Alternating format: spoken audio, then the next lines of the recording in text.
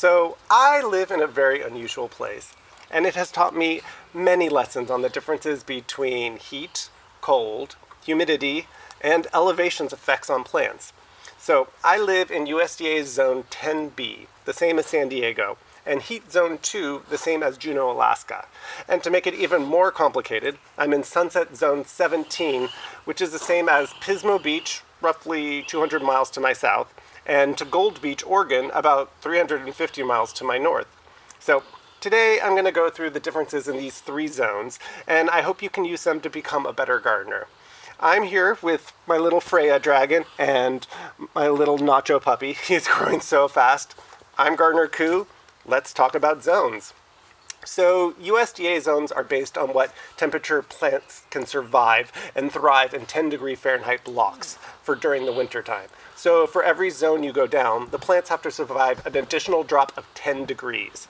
Since I live in coastal California with an insulating marine layer, I end up having low temperatures in the 40s, rarely going down into the 30s.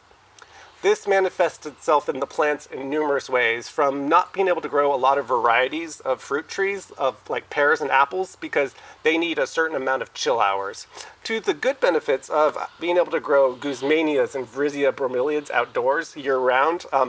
According to the books, these guys can't survive below 55 degrees Fahrenheit. And let me tell you, 55 degree Fahrenheit is my normal high temperature for most of the year. The lack of killing cold means I can adapt these tropicals down into my subtropical zone. So the flip side of all of this is, of course, your heat zone. Heat zones are based on one metric and one metric alone. How many days a year your temperatures exceed 86 degrees F. So I am here in Heat Zone 2, the same as Juneau, Alaska. And what that means is I have between 1 and 7 days a year above 86 degrees. What does this mean in the garden? Well, lots of small and large effects. I really struggle with tomatoes, and I can grow the plants really well, but it's very hard for me to get them to set fruit. Tomatoes need a nighttime temperature of at least 59 degrees for 2 nights in a row in order to set fruit. That is not something I can usually achieve. I have found varieties that can go colder, such as Sun Gold, my absolute favorite, as well as the wonderful Oregon Spring. But much of my other tomatoes are all guesswork. I need to do a whole video on coastal tomatoes, but suffice it to say, I've done a lot of experimentation and don't always trust the days they give you on the tag or the seed packet. Other ways my heat zone has affected my garden is certain plants need heat during the summer in order to thrive. So this would be your crepe myrtles, which just basically melt here, and they hate it so much.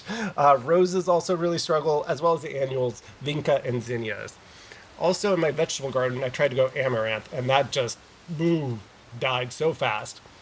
I hope you're finding this illuminating, and you'll hit like and subscribe.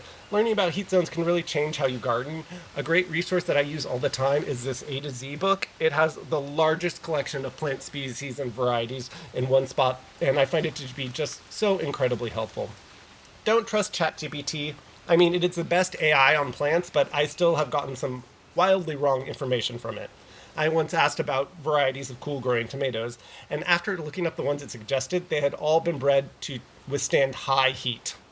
I also don't like to grow the common plants, so this book is my go-to for the weird plants. So finally, to sunset zones, the best zoning system, but still fallible. Sunset zones cover the west coast of America, and they break it into incredibly precise zones. They take into account USDA and heat zone, as well as incorporating marine influence, latitude, and elevation.